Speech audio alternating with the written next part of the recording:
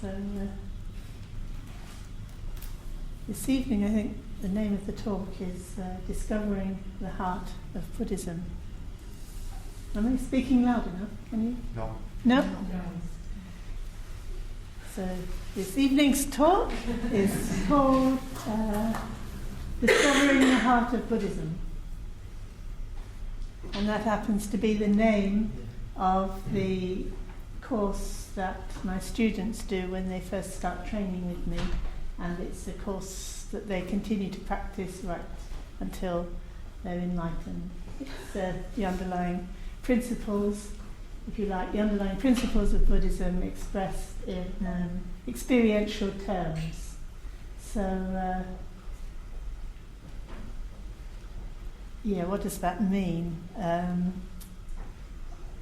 One might think of Buddhism as a religion, and it might be the idea that it has a lot of doctrines and teachings and philosophy and practices, and it's good for various useful purposes that make our lives more pleasant and easy, including things like an ethic, and it's about truth. It's about love and compassion. These are things that we're familiar with in our own culture. These are values we have in our own culture. And then it also offers a path, and this was certainly what first attracted me to Buddhism when I was 20, early 20s. The idea of a path, and the path includes those things like the ethics and the compassion, the love, the pursuit of truth, but it has a sense of engaging in practices of meditation, of mindfulness,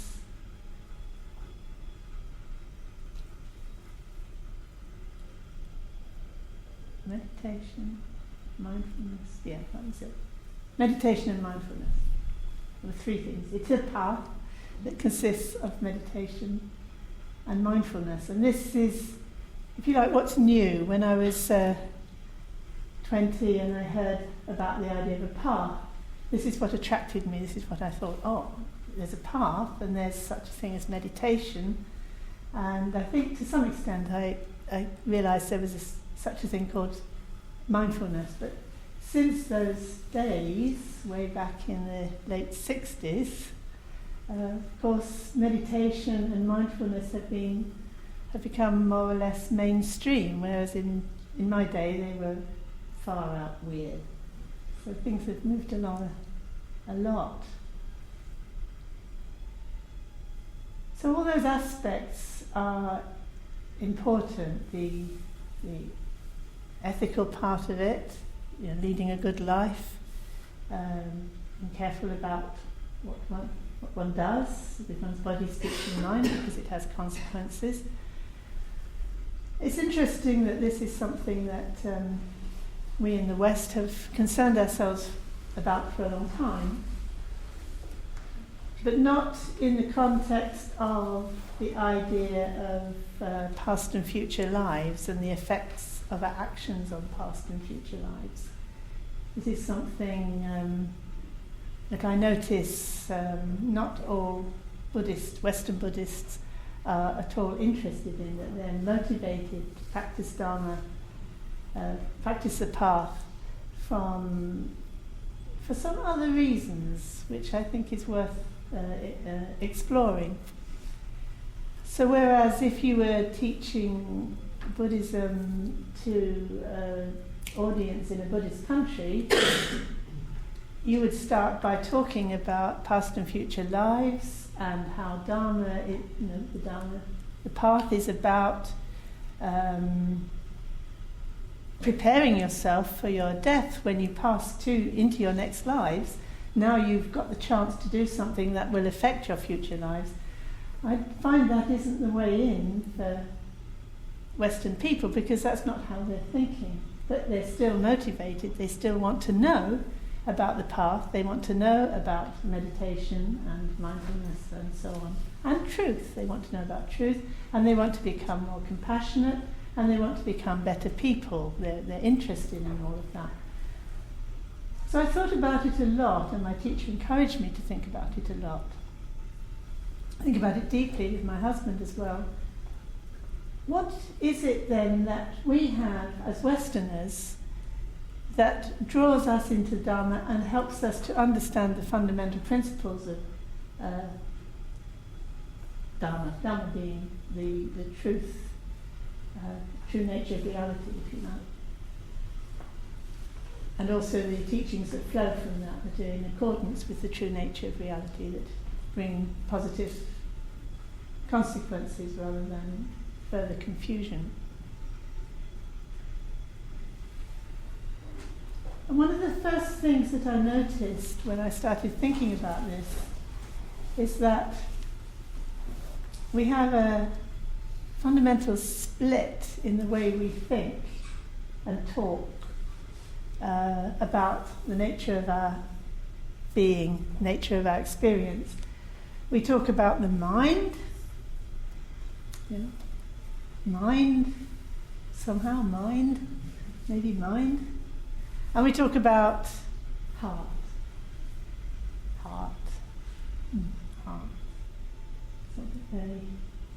Something very special, very tender, very meaningful, very powerful in many ways. It's where our courage is, it's where our stamina is, it's where our character is. It's anything that's done from the heart, that's done wholeheartedly, is going to be how it ought to be. And if something in the heart, if you feel right about something in your heart, you feel right about it. It's other things don't matter as much.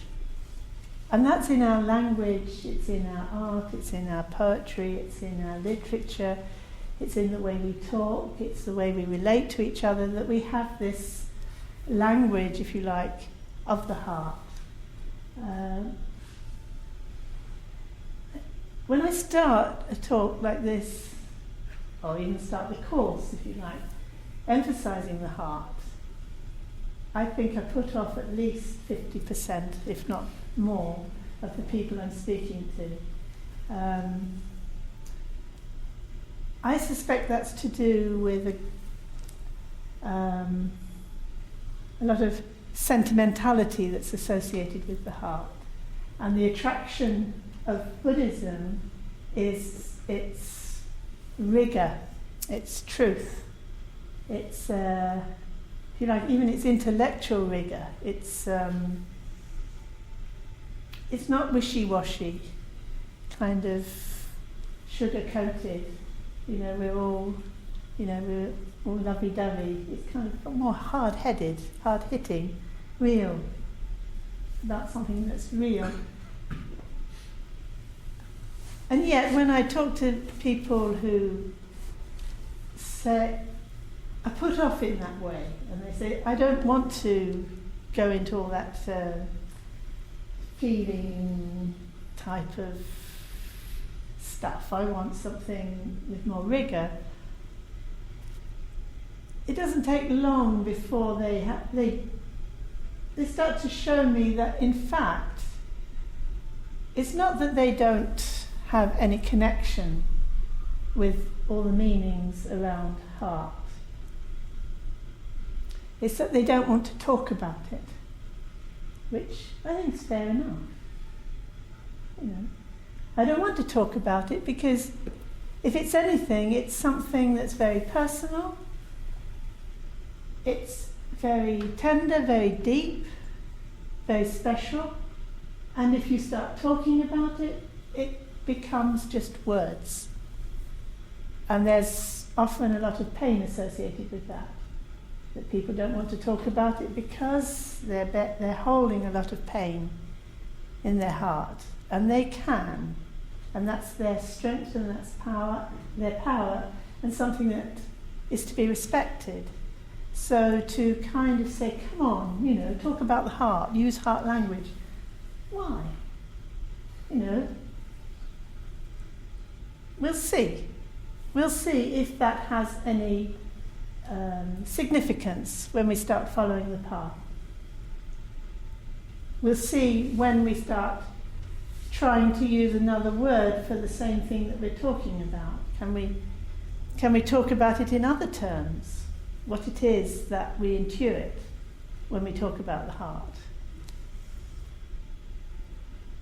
But then there's this strange split. We've got this idea of mind, and in English mostly,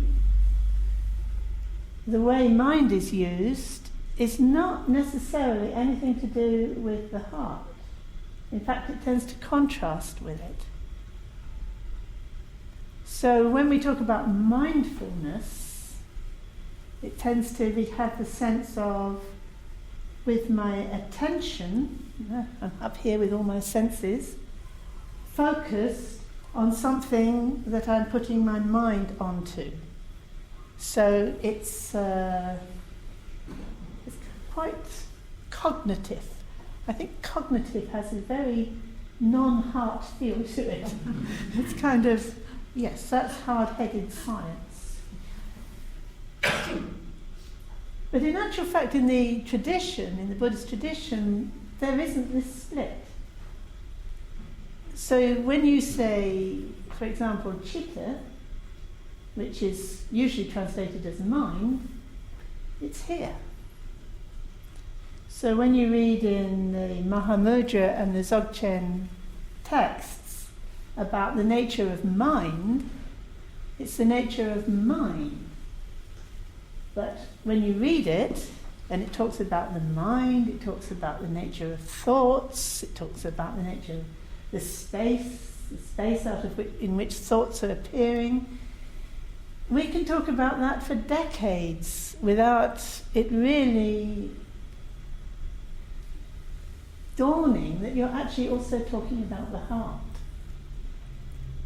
And I think this has a tremendous effect on the way Buddhism is received by all of us when we're listening to the teachings. Sometimes you might be reading, for example, in Tibetan Buddhism, you might be reading about the nature of mind. And you might be thinking, oh yes, so you sit and you're meditating on the nature of mind. And you're up here, nature of mind. And thoughts arising in the mind. And the mind kind of is in the head, because the head, notice it's not uncommon for people to use mind and head synonymously. In my mind, in my head. Or sometimes I've said mind and they feed back to me that I said the thoughts were in their head when I said mind, but for them, mind and head are the same thing. Presumably it's brain they're thinking, and often people say, brain, the mind is the brain. But actually the brain doesn't have any qualities of mind. It's material, isn't it? It's substance. It's something that is... we don't know it directly. We know it by deduction. Everyone has a brain. I'm a functioning human being, therefore I must have a brain. But I don't experience my brain. But I do experience my thoughts. I do experience the space in which those thoughts appear. If you said, well, is that space, if I were to think of, beautiful scenery, then you were to ask me, well, is that in your head? Well, if you think your head and your mind are the same, you'd say, yes, it's in my head. But it's very big, isn't it? It's a whole scene. And your head's not that big. And you experience it as out there, and you step into it. Whereas your head is in there, and you don't know where it is. You're kind of behind your eyes somewhere, maybe.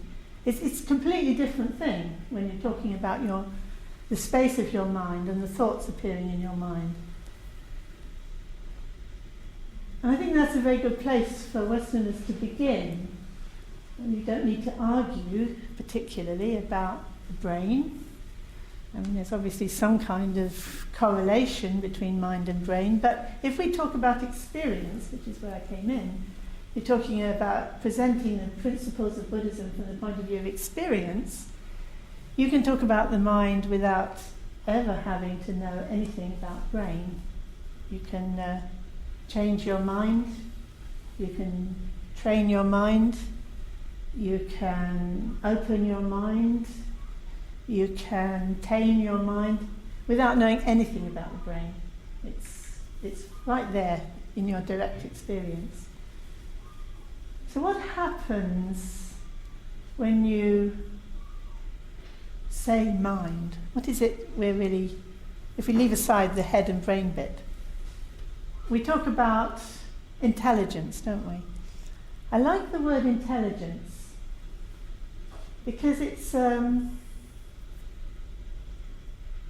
in the sense that, somebody's more intelligent than another, one person's more intelligent than another, but in the sense of intelligence is a faculty that understands things, can know and understand things, and not only that, it can have ideas about them and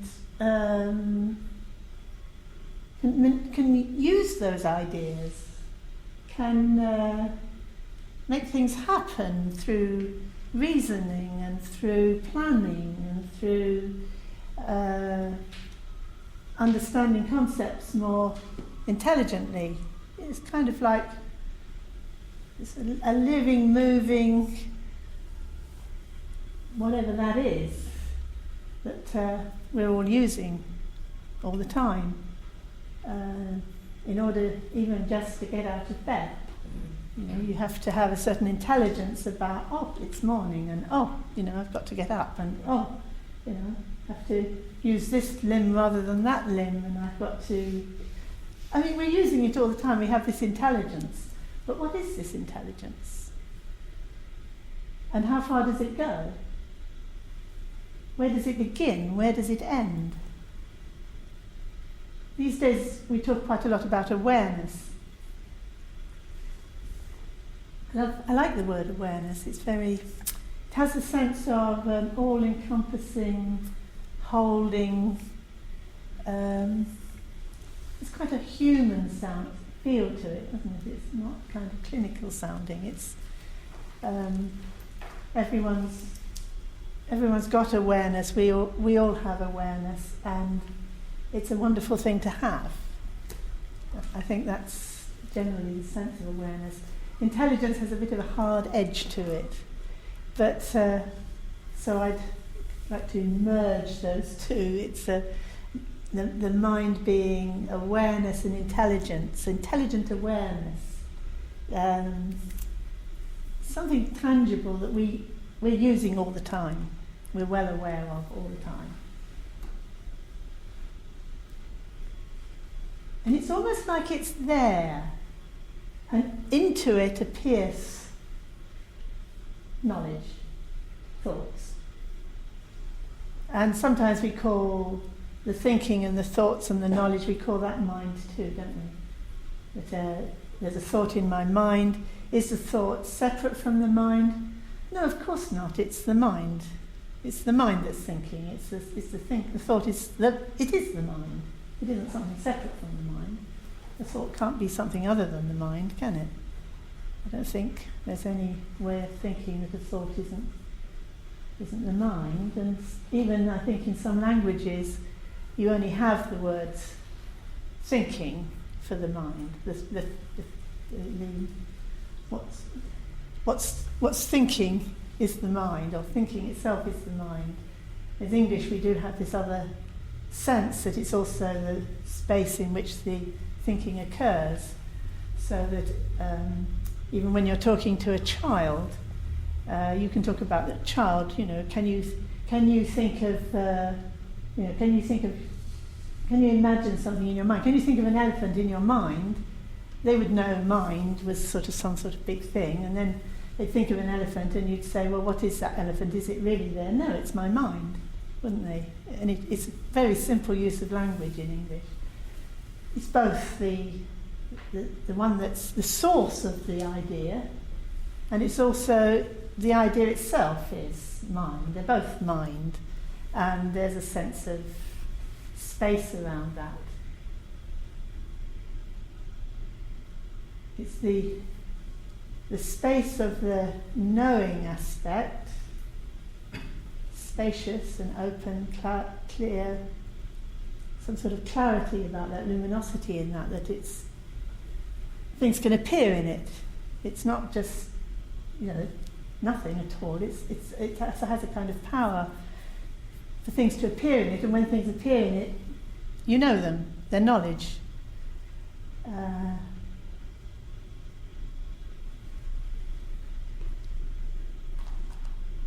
But that still sounds kind of like mind, not particularly heart in English, which, it's very interesting, isn't it, to notice how your own language is conditioning the way you think. Because in the way we use our language, we've separated them. When we use that particular language, we might go for a long time without noticing that we've assumed heart and mind are somehow different realities. Whereas in another language, where you use, like in Tibetan, they would say sam, heart and mind are not separated in that way. So it wouldn't make sense to have wisdom without compassion, for example, because it's the same thing. Whereas in English, it doesn't sound so unlikely. I mean, it sounds like that could easily happen, because they seem like separate things.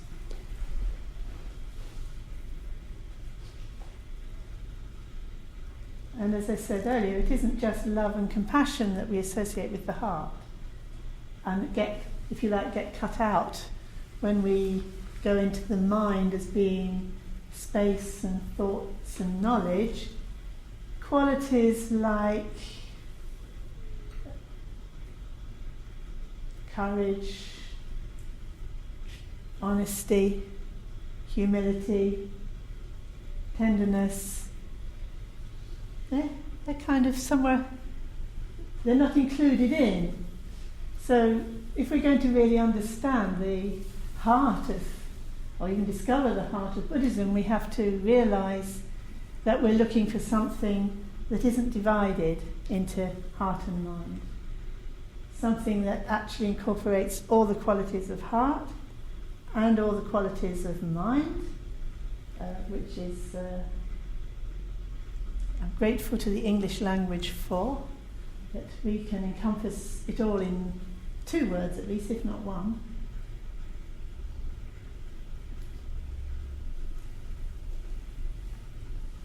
And that sense of real meaning being in the heart then explains why we're talking about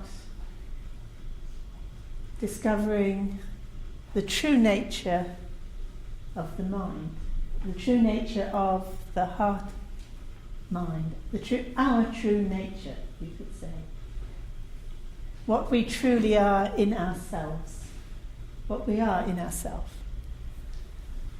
This rather dodgy word, if you've read any books on Buddhism, one of the first things that it tends to say in Western writing is that the distinguishing feature of Buddhism is that it teaches there's no self.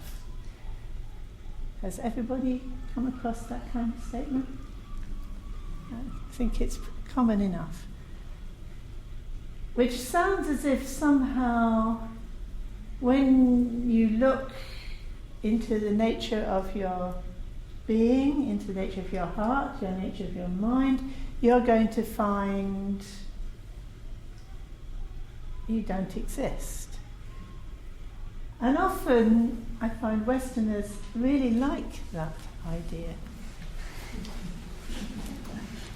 I think maybe it's kind of associated with a suicidal tendency. I want to not exist, or I'm somehow I feel so bad about myself that if I didn't exist, I wouldn't have to feel bad about myself anymore, because I didn't exist. I think it's not too healthy a tendency. I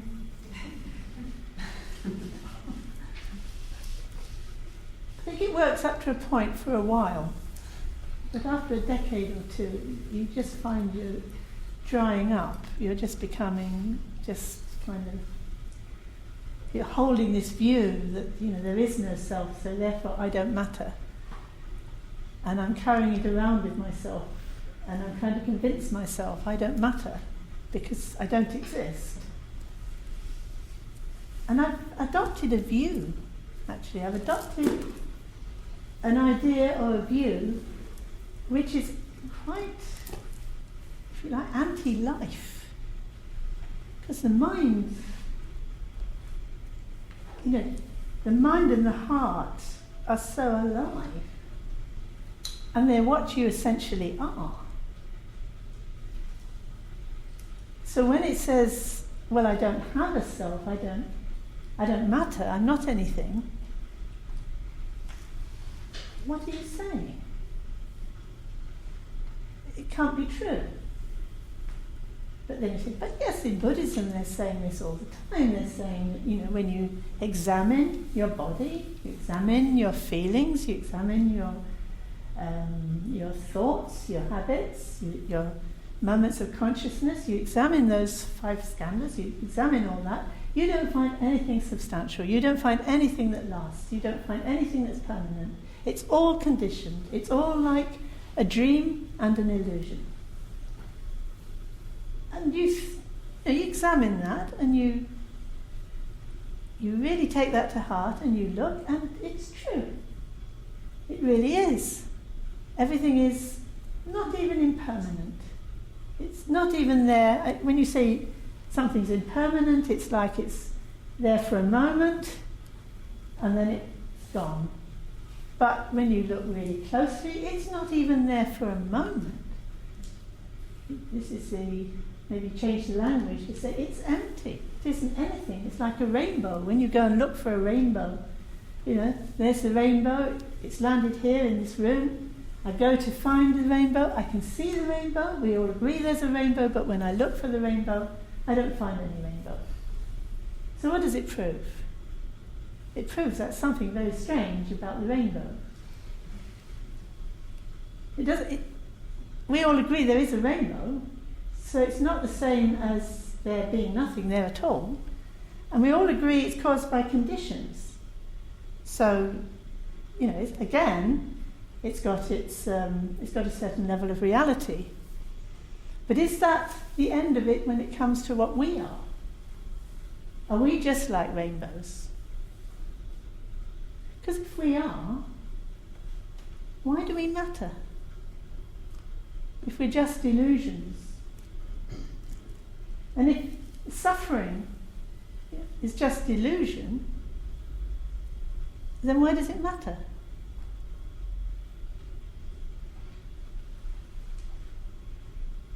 It's a very, very important point. We're coming in to the nature of the heart and the mind from, if you like, 2 opposing points of view, 2 opposite points of view. If you come at it from the point of view of analysing what we think is real when we're taking time and space to be real, we don't find anything. We've got a conceptual view that we start with, and then when we analyse that conceptual view, it breaks down and we don't find anything. So that's one, we're coming in from that angle, if you like. But if you're coming from the other point of view, as you notice that those concepts that we've been holding on to are actually false and we let them go, we don't actually disappear. What happens if we don't hold on to another view instead, like a view like I don't have a self, or it's all like a dream and illusion, and you hold that as a view. If you don't hold another view, if you let go of every view, which is what the Buddha taught in his first sermon when he first started teaching, if you don't hold any view, what happens is that the qualities of your heart and mind start to reveal themselves, expand and reveal themselves in ever more amazing ways, more amazing and meaningful ways, so that the nature of your being becomes more meaningful and more truthful, more inspiring, as you let go of attachment to views. So it's not that you discover you're just a meaningless illusion. You discover that there's no end to what there is to discover in the nature of your being, your mind, your heart. And so the nature of the mind starts to mean the nature of your full potential, which isn't something that you can have a view about. I think we've all had the experience of doing something that has been very much appreciated by everybody. Maybe it's just you were... And you actually can't honestly say you did anything. Maybe you were just present and you just did what came to your mind. You didn't even know if it's the right thing to do, and yet it was the right thing to do. And you don't know why or how it was. Somehow that potential was in you to do that even without any particular view. Often I think when people are given medals for courage, they think, but I didn't actually do anything. I don't know what happened. Something happened, if you like, just spontaneously. What else could I do? It just happened. And that actually is a more true way of being than what we might conceptually think we should make ourselves do. Although I'm not saying we shouldn't conceptually make ourselves do things when we're not at that, when we're not in that state of having gone beyond views. Because you could hear this, you think, oh yes, let go of all views, very simple, very direct. Yeah, that sounds right, like childlike almost, just like, yeah, that's right. But you try just being like that all the time. You can only do it by creating a concept of it, can't you? You create a concept and then you try and be like that, which isn't it. So the good news is there's a path. There's a path through the meditation, through the mindfulness, a path to recognizing subtle views, well, gross, obviously, to start with, but then increasingly subtle views that are preventing that spontaneous nature manifesting itself with all its natural intelligence, all its natural love and compassion, and all the other qualities that go both with heart and mind. So something's obstructing it, and it is our attachment to views. And that's why it's so difficult to realise, because as long as we're coming at our understanding of our experience through our thought process and through trying to form a view, to form an understanding in our mind, our conceptual framework, or in the worlds that we manifest out of our intelligence. We try to kind of understand things, which we have to do. We have the faculty to do that. That is our intelligence. So it's not like, okay, stop all that. Yeah, that has to continue, but it changes from trying to grasp a view into what's called reflection. This is one thing it took me quite a long time to realise that although meditation is a word that has become quite mainstream in a way, in the Buddhist tradition, it's when you sit with your simplicity of your experience,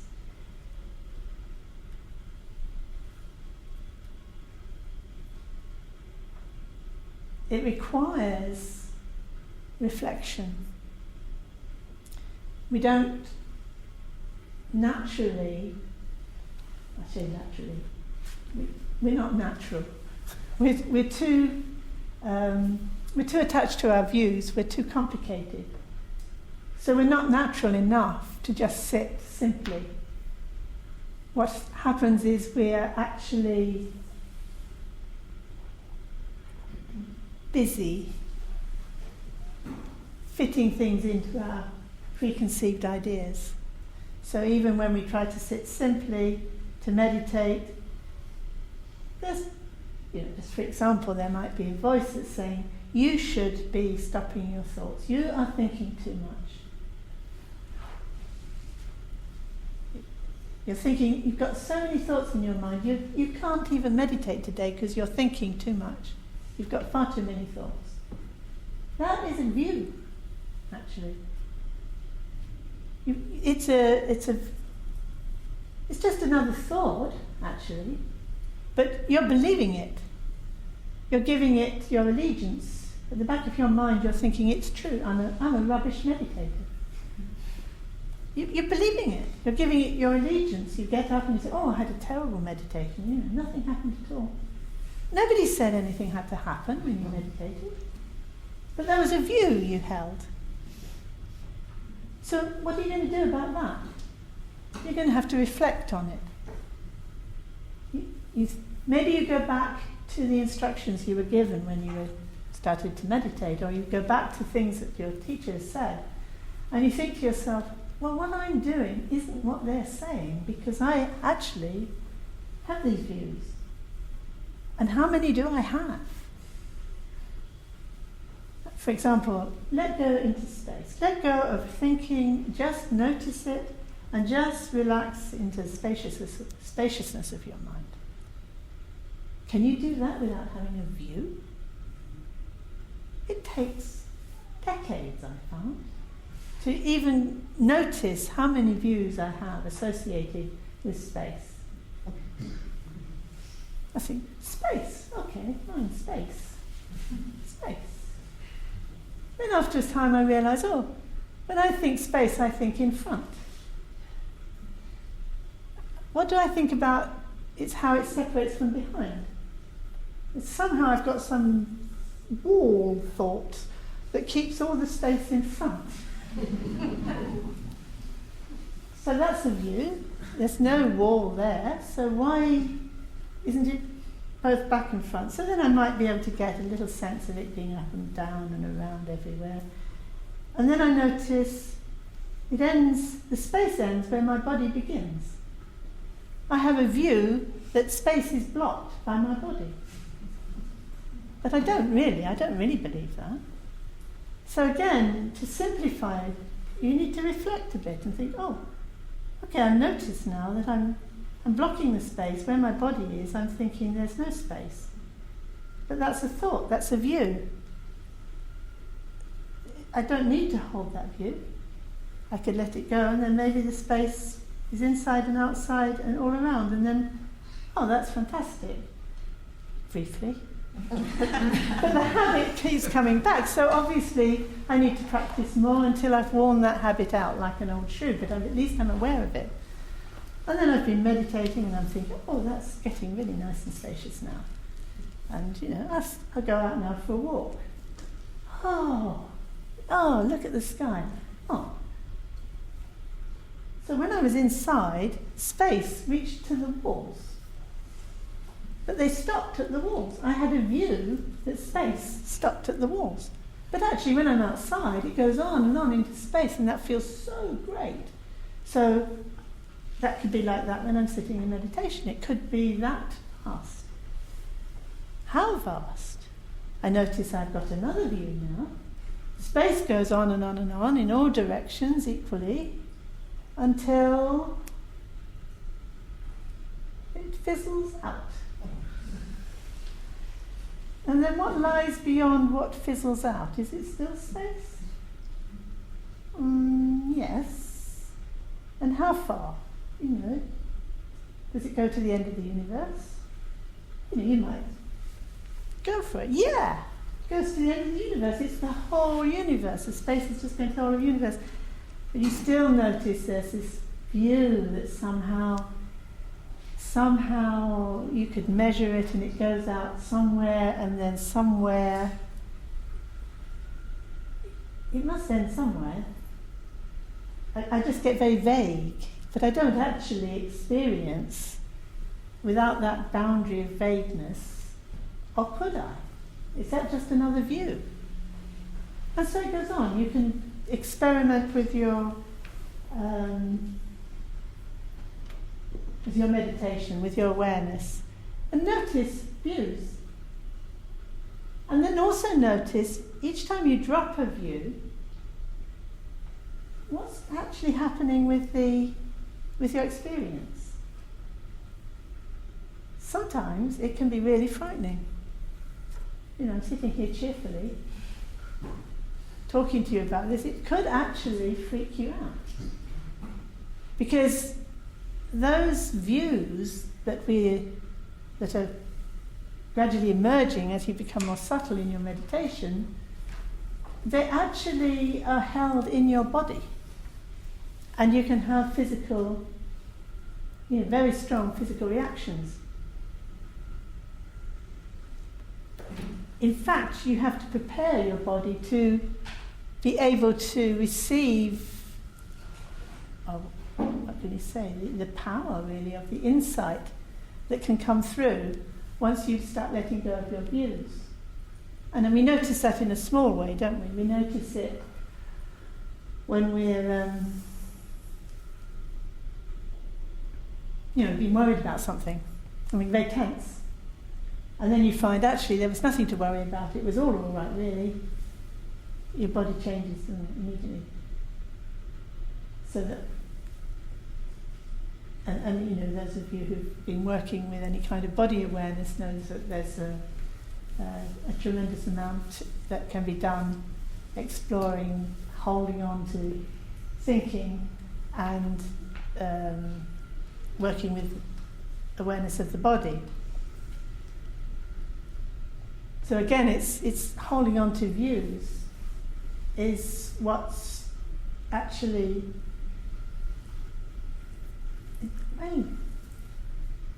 maybe in the end we find is what's creating our body.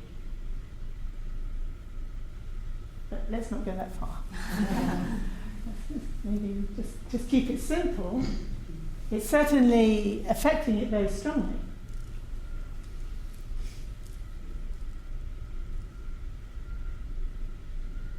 So this nature of mind or nature of heart that we're trying to discover turns out to be also include our physical awareness, awareness of the body. And when we go back to that space example, okay, maybe I can take my awareness out to the ends of space. But is that the same as the space in which the planets exist? Or the universe exists? Or is it a separate space? Is my awareness a balloon of space that somehow is separate from a space that's outside of it? And if it's not,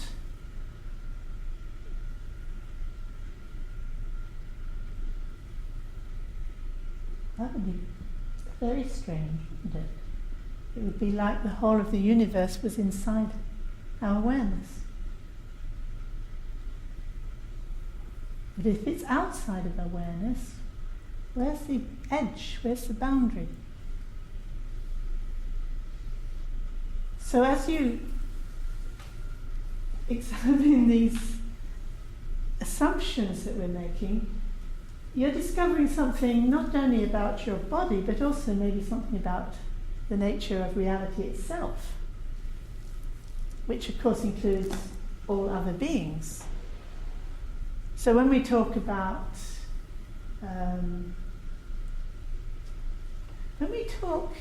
the heart, and we talk about, I will hold you in my heart. And I've not met anyone yet who doesn't intuitively feel that's meaningful, although who knows what it means. Are we intuiting something about the nature of reality that actually we do meet in the heart, almost in a, well, it would be a way that we met where there were no views. We had no views, we were holding no views. It was just a meeting. And we come back to the original point I was making. Some people don't want to talk about the heart. Maybe because they intuit. Any view about the heart would be like a corruption of what the heart really is. It isn't something that you put into words or put into compartments. It's something that is too immediate. And in fact, if somebody is very open-hearted, good-hearted, kind-hearted, and they have no other qualities, they spread happiness everywhere. They don't have to have any other kind of contribution to the world. Their very presence brings joy. I'm sure you've all some experience of that. Maybe just a taste of it, maybe with your cat or your dog, or something very simple. That they bring joy by their very simplicity, and if you feel it anywhere, it's somehow here. Somehow there. And maybe that's not just sentimentality. Okay, when you form a view of it, oh, isn't that sweet, isn't that lovely, it's kind of a view and it's kind of not much to it, but when it's sincerely felt, maybe one is actually intuiting a far deeper truth about the nature of reality than, all your book learning could ever give you. And how many stories are there about this? This sense that, all the book learning in the world doesn't bring you anywhere near the meaning that you find by connecting in a very simple way to the heart. And maybe that is not just sentimental nonsense. Maybe that's because that is the nature of reality. The whole of reality. The whole universe even.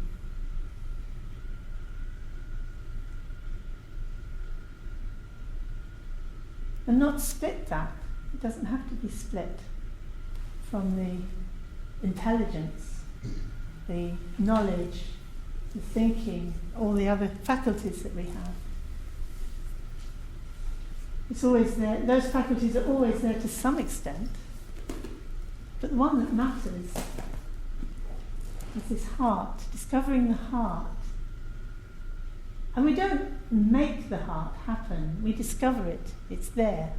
You can't make your heart do anything. But if you let go of holding on to views and prejudice and strongly held notions, the heart just opens naturally. You are more open. You are contributing to everyone's happiness with spontaneity and ease, actually. So this true nature of mind, if you like, in the Mahamudra and Dzogchen teachings, is about the heart, actually. And the heart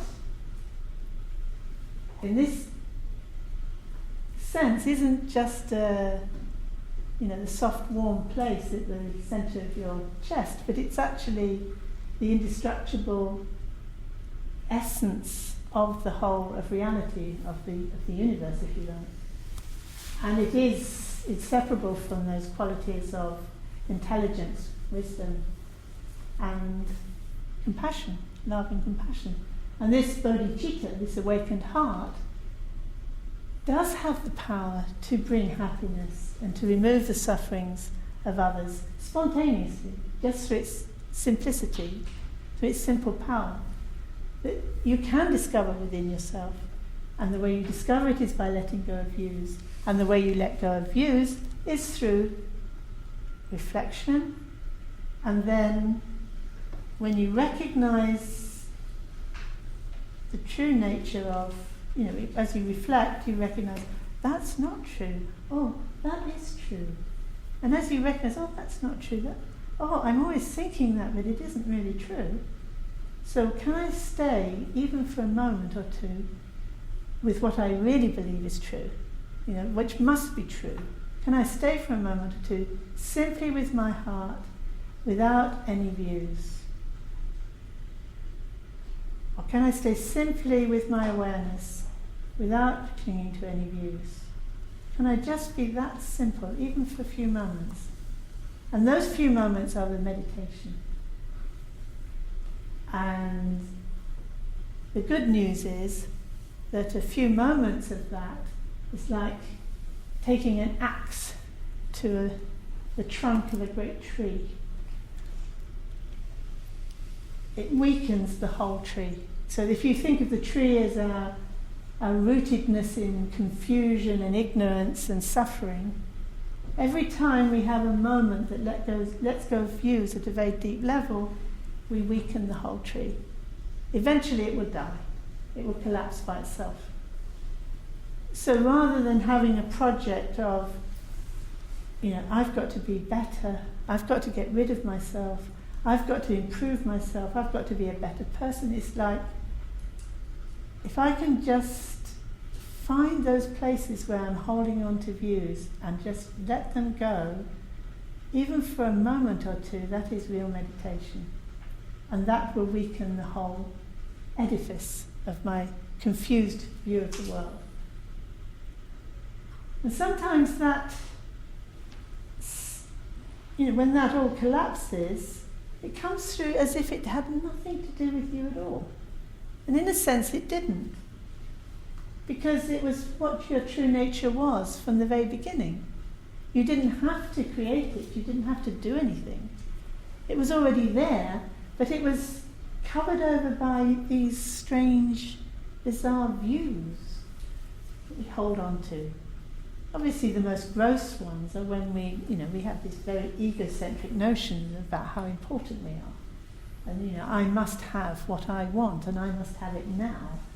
And those those very strong egocentric views create the most suffering, don't they? The more we behave and think like that, the more we suffer. The less we think and behave like that, the more relaxed and happy we are. It's just common sense, isn't it? I mean, we can all see that and we all know that. But we forget. We'd still get trapped by it. But that process goes on indefinitely, and so that you could say that nature that we're uncovering is the Buddha nature itself. Because when there's no more clinging to views, like the Buddha, when he became enlightened, there's no more clinging to views. I now have realized the totality of reality, glowing with it, able to teach others, able to, start the wheel of the Dharma rolling for generations and generations to come. Just through his simple presence, actually, let alone his teaching. So that's sometimes called it's the nature of mind, sometimes it's called Buddha nature, sometimes it's called the indestructible heart essence. It's indestructible. we actually cannot be destroyed. Our true nature cannot be destroyed. With our fear of destruction, our fear of defeat, our fear of failure is all about clinging to views. It has no other basis. If we let go of that clinging to views, if we could be completely simple, we're indestructible. There is no, if you like, there is no birth and death. We never came into existence. What came into existence was some kind of version of ourselves created by views. And then that stood like a rainbow and an illusion for a while, and then disappeared. And because we didn't recognise that that wasn't our true nature, we're, oh my God, I'm losing everything. But you're not losing everything, you're not losing anything, because it wasn't you in the first place. You are the indestructible heart essence. You are that, if you like, ungraspable space of awareness. You're not even in time. We talk about you are in every moment. Yes, you are in every moment because you're not in time. You transcend time. We transcend time. And we know that in our hearts, don't we?